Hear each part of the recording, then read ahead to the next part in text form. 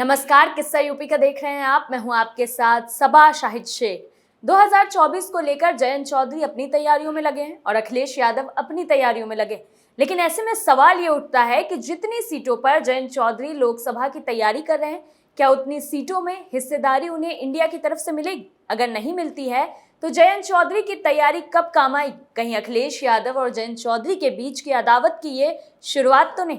इसी पर चर्चा के लिए हमारे साथ मौजूद हैं कैपिटल टीवी के एग्जीक्यूटिव एडिटर राजीव जी। राजीव जी, बहुत बहुत स्वागत है आपका। धन्यवाद। क्या अखिलेश यादव और जयंत चौधरी के बीच की ये अदावत तो नहीं है? देखिए, जो स्थितियां उत्तर प्रदेश के अंदर है और खुशी की लहर जो समाजवादी पार्टी में चल रही है घोसी के उपचुनाव में जीत के बाद, वो खुशी अब मातम में बदलने वाली है, क्योंकि जयंत चौधरी और अखिलेश यादव ये दोनों अलग अलग रास्ते पे चलते हुए दिखाई पड़ रहे हैं। चुनाव की तैयारियां चल रही है। लोकसभा चुनाव के लिए अखिलेश यादव भी अपने प्रखंड लेवल के कार्यकर्ताओं से मुलाकात कर रहे हैं, डिस्ट्रिक्ट प्रमुख को बुला रहे हैं, और दूसरी तरफ जो पोस्टर लगे हुए हैं समाजवादी पार्टी के दफ्तर के बाहर, वो पोस्टर क्या कहता है?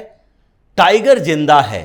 बड़ी सी तस्वीर लगी होती है किसकी? शिवपाल यादव की, जो हम लोगों ने पहले भी बताया कि घोसी उपचुनाव के बाद शिवपाल यादव का कद इतना बढ़ गया है कि अब उनके लोग जो मॉरली इतने बुस्टअप हो गए हैं कि शिवपाल यादव के टीम के लोग अब अखिलेश यादव को नीचा दिखाने की कोशिश कर रहे हैं कि ग्राउंड पर अगर काम करना है शिवपाल को साथ लेकर चलना पड़ेगा।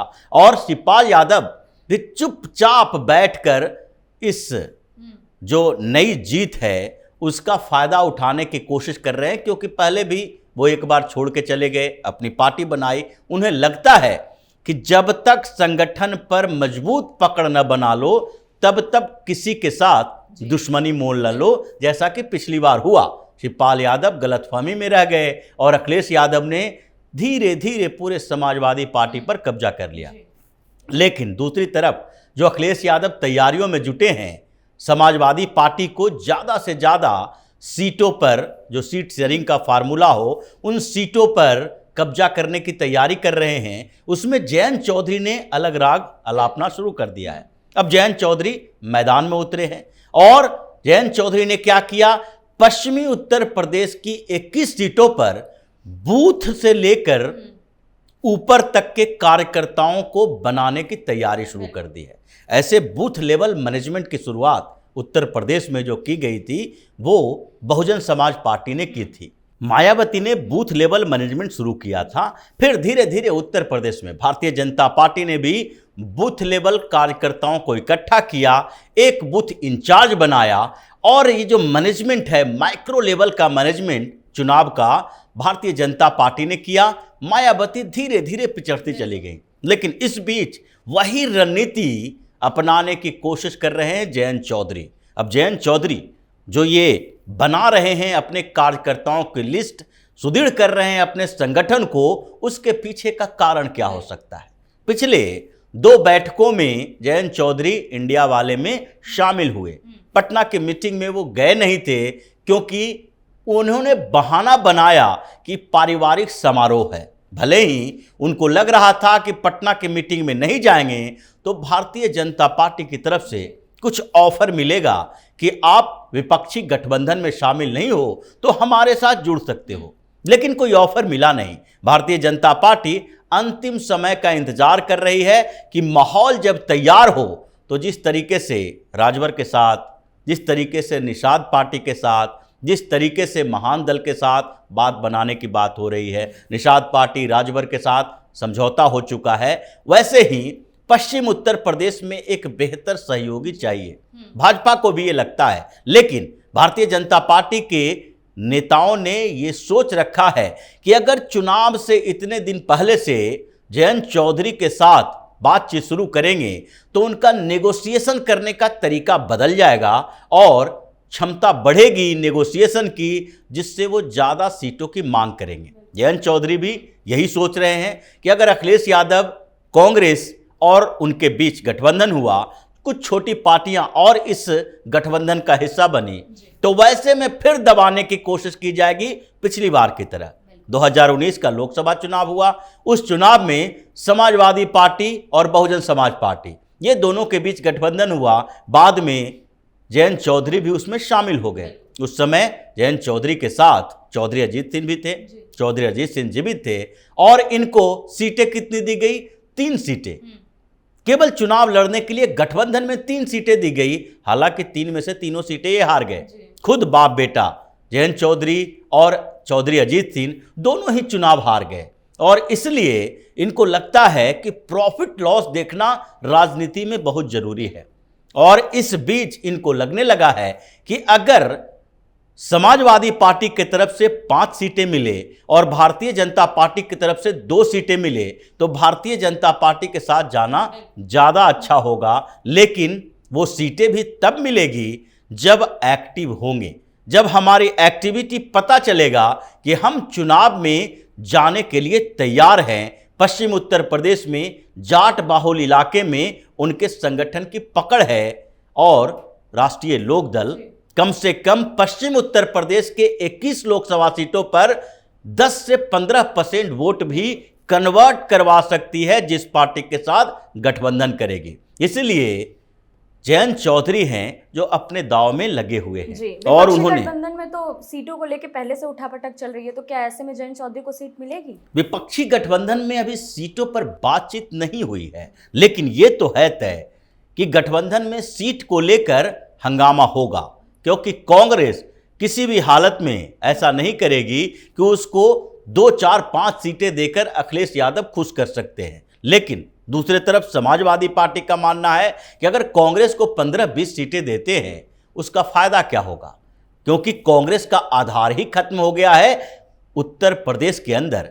जिस पार्टी को 2022 के विधानसभा चुनाव में केवल 2% वोट मिला हो, जिस पार्टी के बड़े नेता राहुल गांधी उत्तर प्रदेश से ही लोकसभा का चुनाव हार गए हों, उस पार्टी को 5-7 से ज्यादा सीटें क्या दी जा सकती है? ये समाजवादी पार्टी के अंदर बातचीत चलती है। लेकिन दूसरी तरफ जो बहुजन समाज पार्टी है, मायावती हैं, अकेले चुनाव लड़ने के लिए सोच रहे हैं। और तीसरी तरफ जो छोटी छोटी पार्टियां हैं, अखिलेश यादव चाहते हैं कि जैसे विधानसभा चुनाव के दौरान छोटी पार्टियों के साथ गठबंधन किया, राजभर भी उनके गठबंधन में थे, जयंत चौधरी भी उनके गठबंधन में थे, तो इसलिए थोड़ा फायदा हुआ, ऐसा नहीं है कि नुकसान हुआ।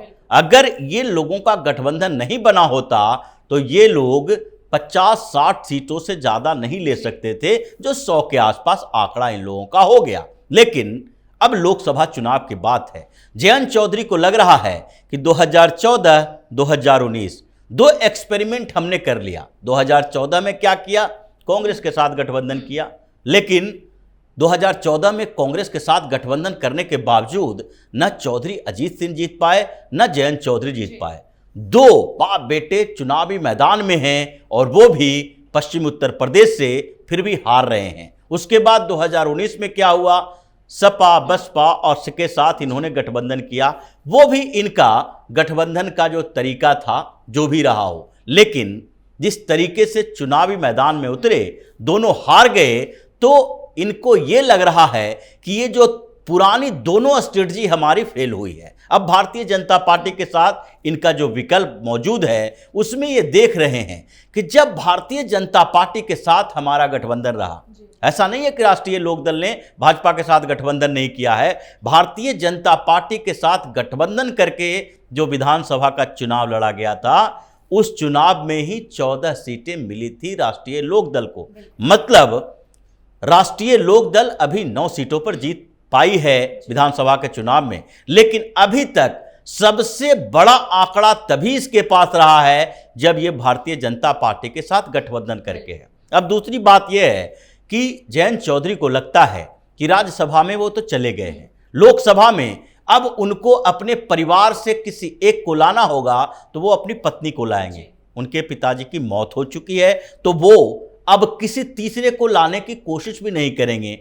लेकिन अगर एक सीट पर ही भारतीय जनता पार्टी के साथ गठबंधन होके जीत मिलती है तो 10 सीटों पर चुनाव लड़के शून्य पर आउट होने से बढ़िया है। इसलिए पिछले दिनों जयंत चौधरी ने कहा भी था कि जब हमें खाना ही खाना होगा तो दाल चावल खाने से बढ़िया है कि खीर पुलाव खाया जाए। तो मतलब वो विकल्प देख रहे हैं अंतिम समय तक वो सबको कंफ्यूज करके रखेंगे, भारतीय जनता पार्टी की तरफ से, सपा की तरफ से या INDI के गठबंधन की तरफ से। लेकिन इस गठबंधन से उनको कोई फायदा होने वाला नहीं है, ये वो भी जानते हैं, न इनको भाव मिल रहा है। अगर जयंत चौधरी की पार्टी को कोऑर्डिनेशन कमेटी में एक मेंबर देने का इन लोगों को कुछ दिखाई नहीं पड़ा, अगर 14 मेंबर कोऑर्डिनेशन कमेटी में है तो एक अखिलेश यादव की पार्टी का हो सकता है, तो जयंत चौधरी की पार्टी का भी हो सकता है। जयंत चौधरी को भी उस कोऑर्डिनेशन कमेटी में इंडिया का रखना चाहिए था,